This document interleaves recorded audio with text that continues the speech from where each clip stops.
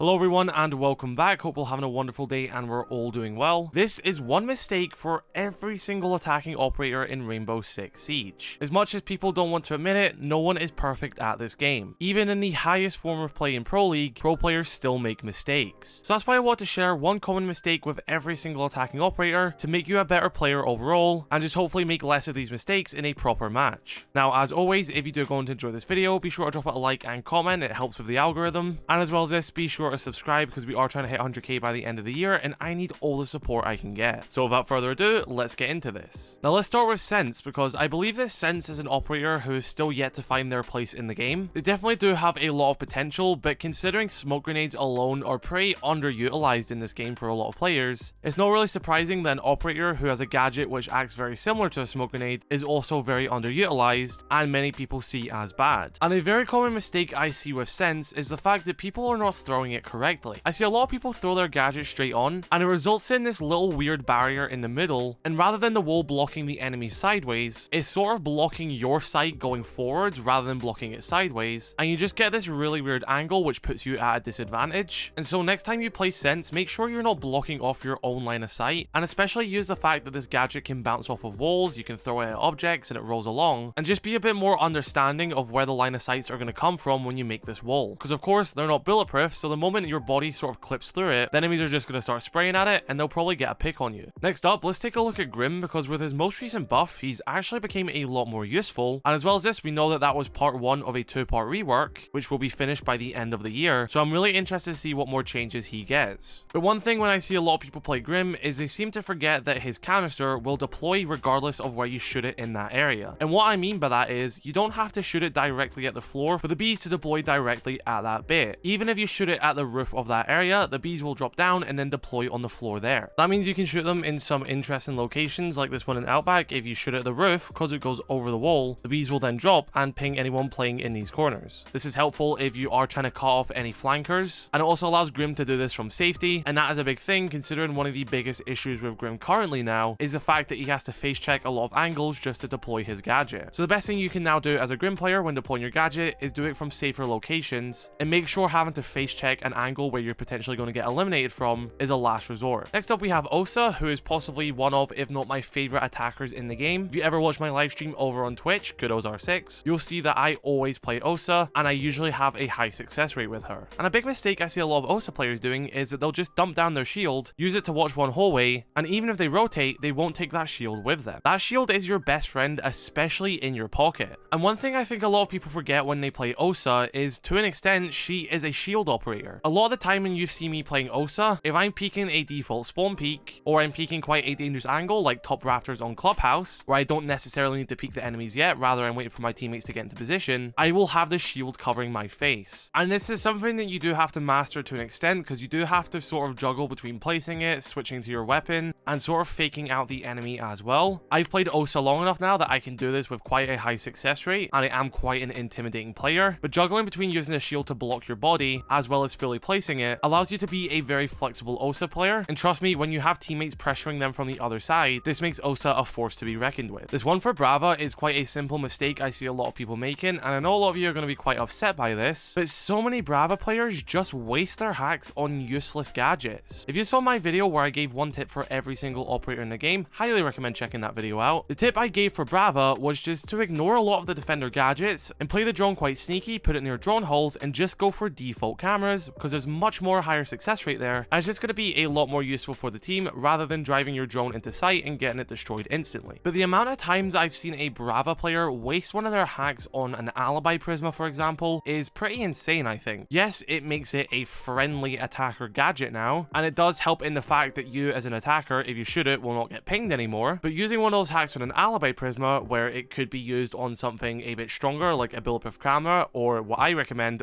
getting as many default cameras in the building as possible, I think wasting it on some operators gadgets like alibi with the example just really isn't useful, because defenders aren't really going to shoot that alibi prisma, and for all it's worth, you're not really getting the most out of Brava when you hack gadgets like that. A big issue I see with Flores, which happens a lot of the time, is a lot of people treat Flores' drone like it's a normal drone, and if you have no cameras left or anything and you need to find the last person, you can use one of these drones and it is very useful for that. But when it's still quite early in the round, I see a lot of people start to deploy their Flores drones not even near sight, 8, and I think a lot of people forget that this thing has a time limit on it. You've got to be quite fast and close to the objective if you want to get usefulness out of this. One of the places I really like to use his drones on is the skylight on Cafe, because you can just keep dropping a bunch of drones down the skylight, and yes, you can be a bit contested by the enemies, but your success rate is quite high. You can drop it down the skylight, jump through bathroom, and clear any shield which is on Pixel, and as well as this, it's good for clearing a bunch of utility under the skylight by default plant spot, cocktail. Just remember that these drones have a time limit on them, and you don't want to spend the majority on the time on these drones just trying to get it into sight itself. Zero is an operator who I think is not only severely underrated, but people only typically use one half of his gadget a lot of the time. I'll see some Zero players and they'll set up some pretty decent cameras, and they'll be in quite good positions to take out some enemy utility, even if it's just a default camera. Even doing something as simple as an attack on Garage on Nighthaven Labs, if you shoot a Zero camera into the Garage from the long hole, you can get a pretty decent camera on Garage itself and get a lot of information. As well as this, you can use this to destroy the default camera as well, further taking away information from the defenders. Sam Fisher is possibly one of the best attackers to provide cams and intel to the attacking team, but don't forget that he can also destroy gadgets as well, and as well as the fact that his cameras can burrow through hard walls, you can take a lot of the defenders by surprise. Right, biggest mistake with Ace, I know I said this in the tip video as well, but stop placing Ace charges so high up. The best thing you can do as Ace is place your Ace charges lower down, so you make a wall which is crouchable and you don't have to jump through the breach. When you jump through a breach, you make a loud noise, you get locked in an animation, and you give the defender an advantage. If you make it crouch level, the defenders cannot hear you as well since you can crouch walk through, you're not locked in an animation, and you're giving yourself a higher chance of success. That is by far the biggest mistake I ever see with people playing Ace. Right, next up we have Iana, and I'm sure so many of you can relate to this. How often have you hopped on your Iana hologram, turned the corner, and realized that the barricade isn't open? You then either have to hop off your hologram or beg for your teammate to shoot the barricade open. I know I've made this mistake plenty of times, and I'm sure you have as well. Before you go on your hologram, make sure the barricade is open and you can actually get in the room. This one for Kali is possibly one of the things which annoys me the most when I have a Kali on my team. If we're going for the breach and you've shot one Kali charge at the wall, cleared the utility, and then I, as an Ace, throw an Ace Selma on the wall, do not shoot another Kali lance at the wall. It will destroy the friendly utility. There's been so many situations where I've seen a Kali destroy friendly hard breaches, whether that's Ace, Thermite, Secondary, or Hibana. When you are playing this support role on Kali, just be aware that it destroys both sides of the wall. Be a bit more considerate and understanding, and a bit more aware if your teammate is then going to breach. What's the biggest mistake an Amaru player can do? That's probably rush site in the first 10 seconds with the Fuzer in their pocket. A lot of the time, Amaru rushes only work if you have your teammate coordinating, they are on cameras, they are giving you active callouts, and they have cleared that it's safe for you to fly in that window. If you're a solo player and you're playing Amaru solo rushing every single time, you're not being helpful for your team. If you're going to do a rush, at least do it coordinated, or don't be a burden to your team. This one is very simple, but the biggest mistake you can make as a Nøkk player is simply running whilst your gadget is active. Of course, Nøkk's gadget, when active, makes her invisible to cameras. However, if you do run whilst his gadget is active, you will show up as a blur on the cameras, giving away your position. You shouldn't be running whilst your gadget is active because you might as well not have it active to begin with. Now, it's kind of hard to make quite a lot of mistakes with Gridlock. Her gadget is pretty simple, yet it is extremely effective. But a mistake you can make does come down to simply how you throw her gadget. A well-placed throw with one of her track stingers will allow it to deploy and cover multiple doorways, and especially if it's a room with different entrances such as staircases and doors, it can cover multiple flanks. And since her track stingers do have quite a big reach, placing it in the middle of a room will allow it to cover more entry points and just give you more efficiency out of her gadget. A big mistake you'll see a lot of Nomad players doing is that they'll place their air jabs in locations where defenders will already have a good angle on the attackers who are hoping this air jab is watching their flank before it even detonates on the defender. Sometimes you just gotta be a bit more savvy with your air jab placements because yeah, you can place an air jab on a doorway, but if you're playing just around the corner from that doorway, the defender can still see you. Although this air jab does stop them from fully running into that room, as long as you are still in that line of sight, they can still get the pick on you. So that's why sometimes maybe if there's like a double door, for example, lounge on Clubhouse, you will place the air jab a bit further back so the defender cannot get that swing on you, because if you do place the air jab further, they'll still be able to get an angle on you. A big mistake I see a lot of Maverick players make is when they go to blowtorch a wall to get rid of bandit batteries or mute jammers to assist a Thermite, for example, they'll make a bunch of really awkward holes at the foot level, and they'll start doing it in locations which will expose the feet of the Thermite if he then goes to go for the wall, putting him in a lot of danger. Now, in some locations, I would recommend the Thermite to actually go on a vertical rappel to get these breaches. That was the case for a lot of the time when we would attack Clubhouse, but on places such as Chalet Snowmobile Breach, the only thing a Thermite can do is stand by the breach, So Maverick has to be a bit more conscious of the holes he is making and how it is going to affect his teammates, specifically the hard breacher. Now Lion has a very simple to use gadget, so making mistakes with this gadget is quite hard, but one mistake which does come to mind is when a Lion player uses one of his scans the moment the round starts. So we're past the prep phase, we just got into the action phase, and then you instantly see a Lion scan go off. Even if the attackers are going for a rush, a Lion scan this early isn't going to help them. At this point, attackers are still going to be in their spawn, and you as a defender can still move around pretty safely. Yes, maybe they can get some early info of what position you're potentially playing, but if you're playing in sight and you're still reinforcing, and a Lion scan instantly goes off the moment the action phase starts, just ignore it, keep reinforcing. They're not going to get much use out of it, and it's pretty much a waste. If you're a Lion player who does this, stop it, because you're not helping anyone on your team and you're just wasting utility. The biggest mistake a Finka player can use is just using her ability for the sake of it. Finka has a very simple gadget and it will be useful if you are using it randomly. If you have a teammate who has a small bit of health missing and you activate your gadget, it is going to be helpful for that teammate. But you're better conserving those heals until when your teammates get injured or they go down to really low health and the majority of your team has a lot of health missing, using a Finka boost then is very beneficial. But if you're not even a full minute into the round and your teammate is missing 10 HP, don't waste a Finka boost on them. It isn't going to be beneficial. Save it for when it is going to be a bit more useful. Now we understand how Dokkaebi works at this point. She can knock defenders off their cameras by calling them, as well as this it gives away a sound position, and if a defender is eliminated they will drop their phone and Dokkaebi can hack it. Now when you as a Dokkaebi have hacked the defender's cameras and the attackers now have control of them, remember that the defenders still also have control of those cameras. I've seen a lot of situations where Dokkaebi will hack the attacking cameras and Dokkaebi and some other attackers as well will then just refuse to destroy defender cameras since the attacking team have hacked them, even if it isn't very beneficial to the attacking team. Just because you've hacked the cameras, the defenders can still see them, and if it's more beneficial for the defenders to use those cameras than you should still destroy them. Just because you also have access to certain cameras doesn't mean that they should still stay up. If you're not getting any useful information from that camera as an attacker and the defenders are, you should still destroy it. It just seems like a lot of people seem to forget that. This one may sound as a simple one, but it seemingly happens more often than it should. When you're playing Zofia, just be a bit aware of what setting you're on. So many times I've seen a Zofia player and they're trying to impact a wall and they'll shoot a concussion, and they'll be trying to concuss someone and they'll shoot an impact. She has a very useful gadget, so just make sure you have the right setting on and you're not accidentally wasting one. Next up we have Ying, and you're probably going to guess what I'm going to say. Stop flashing your teammates. So many Ying players will just randomly throw a Candela regardless of what teammate is around them. If you're going to play Ying, at least be a bit coordinated with your teammates and let them know that you're going to throw a Candela in that certain room. Because I'll let you know now, there's no faster way to make enemies in this game if you constantly flash your teammates as Ying. A common mistake you'll see a lot of Jackal players do is the moment they scan footprints, or even if they run out, they'll just turn his headset off and play like normal. Jackal is still a very useful operator regardless if you can't scan the footprints. His gadget can still see where those footprints gone. Even if your gadget is fully used up or you can't activate it at that time, you can still follow the footprints with just your eyes. You don't have to necessarily scan them for the whole team, you can still see where someone went. When you randomly turn off Jackal's headset when you don't necessarily need to, you're potentially throwing away a free kill and you're not truly getting the full advantage of using this headset he has. A big mistake a lot of Hibana players will do is they will not set their Cairo launcher to the correct setting. To open up a hatch with Hibana, you only need 4 Kairos. If you open up a hatch with a total of 6, you're just wasting utility. Same goes if you're using Hibana's launcher to destroy gadgets such as Kiba barriers or castle barricades. If you're going to do that, put it on a setting where it's only 2, so you're using as least utility as possible. Don't use more utility than you may need, because you then may need that utility later in the round itself. This one for Capitao is pretty similar to the one for Grim, but it is still a very useful tip, and I do see a lot of people making this mistake. If you would like to deploy the flames of Capitao in a certain area, you can shoot it at the roof and the flames will drop to the floor. You don't necessarily have to shoot it at the floor itself. Again, this all just depends on the location you're in, but I've seen a lot of players go into a more dangerous position to shoot one of his bolts, when they could have done it from the safe position if they just shot it at the roof. But just remember, this is different for his smoke. That will go wherever you shoot it, whereas the flames will always drop to the floor. I'm quite sad to admit it, but Blackbeard is one of my most played attackers, and a big mistake I even make with Blackbeard is the fact that I just try and full sprint with him. As Blackbeard, you should be playing slow, and you should be ADSing most of the time. Unless you're outside and safe, going for a full sprint isn't really going to help you, because it's going to take forever to get back into your ADS position, whereas if you're already in that ADS position, you're going to have the highest chance of your gadget being useful, whereas if you're trying to come from a full sprint and then go into ADS, you're probably probably already going to be eliminated. A big mistake you'll see a lot of Buck players do is they'll keep his shotgun active after shooting open a wall. Just for safety reasons, every time I shoot open a wall with Buck's shotgun, I instantly switch back to his AR just to make sure if someone is on the other side of that wall, I'm not going to be using a very poor shotgun to try and take them out. Don't get me wrong, Buck's shotgun is insanely good for making breaches, but I would never trust that weapon in a gunfight, hence why I never use it to try and take out enemies. This is just a little good habit to get into if you play Buck, because you're going to get caught off guard less. Next up we have Sledge, again another very simple operator to use, but quite a big mistake I see people do when they play Sledge is that any barricade they come across, they will just use the sledgehammer on it. And yes, that is a big part of his gadget, but you should assess the situation you're in and check if it is really worth using it on the barricade at the time. Remember, there is a transition period between putting your sledgehammer away and pulling out your weapon, and if that barricade is open, an enemy could swing you. I've done it plenty of times and gotten free kills on sledges, so maybe if the doorway is touching sight, decide to maybe shoot the barricade open rather than getting up close and personal with it, where there might be an enemy close to the doorway with a shotgun ready to take you out. I think Thatcher has proven that he is one of the most useful attackers in the game, to the point where Ubisoft had to copy his primary gadget, turn it into a secondary gadget just so more attackers could bring it. And let's be very honest here, a mistake that a lot of Thatcher players do is that they'll simply use his EMPs on bandit batteries or electric claws and not really use them on anything else. There's so much utility on defense that can actually be countered by Thatcher, but a lot of people when they play Thatcher and when he isn't banned will simply just save it for the hard walls, and even once those walls are open, probably won't use his EMPs again until the round is over. So just remember that Thatcher is useful for more than just opening walls. A big mistake a lot of Ashe players can do is just waste their breaching charges on barricades so they can rush a room faster. Ashe's breaching rounds are so good for clearing castle barricades, Maestro Evil Eyes, Melusi Banshees, all these gadgets on defense which are quite hard to clear, Ashe can destroy with one simple charge. Stop using Ashe as a rushing operator, use her gadget properly, and stop wasting it to try and get a simple rush off. The absolute worst thing a Thermite player can do is place their hard breach charge in the middle of two walls. If there is a bandit tricking on the other side, he has to balance between two walls. If he picks the wrong wall, Thermite can open up the other one. If you as a Thermite player place your charge in the middle, it doesn't matter what side bandit tricks, he will get your charge either way. Placing your Thermite charge in the middle of a wall, especially if bandit is tricking it, is one of the dumbest things you can do in this game, and you're basically helping that bandit trick the wall. If you want a tip for Monty, here it is: don't solo push. The worst thing you can do as a Monty player, especially against a coordinated stack, is solo push. They will pick you apart so easily that you'll just be a wasted operator. If you want to get the most out of Monty, push with someone else, make sure there's a teammate behind you, protect your teammate, allow them to go for the kills and you be their protection. If you're going to go solo push as Monty and try and get some frags, then I'm sorry to tell you, it's not going to end up very well for you. Now, when it comes to Twitch, something which a lot of people seem to forget is that they actually changed how her lasers work. Her lasers can now work from any distance and will destroy gadgets at any range. This means that you don't have to get up close and personal with your Twitch drone and risk getting it destroyed just to destroy a gadget. If you're far enough away and you see it, just zap it and it will go. This is especially good for destroying default cameras, since enemies will not be able to see you as soon. I see a lot of Twitch players sometimes getting way too up close and personal with their drone, and it gets destroyed before they can even destroy any utility. This one is very similar to Monty, but I'd say the biggest mistake a Blitz player can once again do is also solo push. I feel like when a lot of people play Blitz, they sort of get a god complex and think that the enemies can't kill them. They very much can, and if you have any competent enemies, even one of them will probably be able to pick you apart before you even get close enough to melee them. However, when you're getting pressured from different angles and a Blitz comes running at you, that is what makes Blitz so strong, and even if he isn't the one to get the elimination off, it still makes him that much more efficient and useful. A big mistake a lot of IQ players will do is that they'll have their scanner and pistol out in a lot of situations where they have already scanned a lot of the gadgets in front of them, and where their primary weapon would be much more useful. Trust me, the last thing you want to do as an IQ player is get swung by an enemy whilst you're still scanning gadgets with a pistol in your hand. Here we have arguably one of the biggest mistakes you can make in Siege, and that is fusing a room which has friendly attackers in it. This has definitely happened to everyone. It even happened to me just the other day in a high elo ranked match where one of our teammates fused another one of our teammates. Just be a bit more aware of where you are deploying your gadget, especially if your team has sight control and you start fusing it like no one's in the room. And last but certainly not least, we have Glaz, an absolutely incredible operator, and very simply, you need to remember that you can take the optic off Glaz. If you're in a close quarter situation and you'd feel more comfortable using a one-time scope, just take off the scope. You can do that with a click of a button. I've seen so many people tunnel vision at close range with Glaz, and it just makes me wonder, why don't you just turn that off? You are very capable of doing it, and it is still a very useful weapon. And so everyone, that is one common mistake for every single attacker in Rainbow Six Siege. Be sure to let me know your thoughts in the comment section below, which one of these was your favorite, and share any more common mistakes you may know in the comment section below. below. Be sure to subscribe and like if you did enjoy. If you did not, be sure to dislike the video and let me know why. Have an incredible rest of your day. I love you all.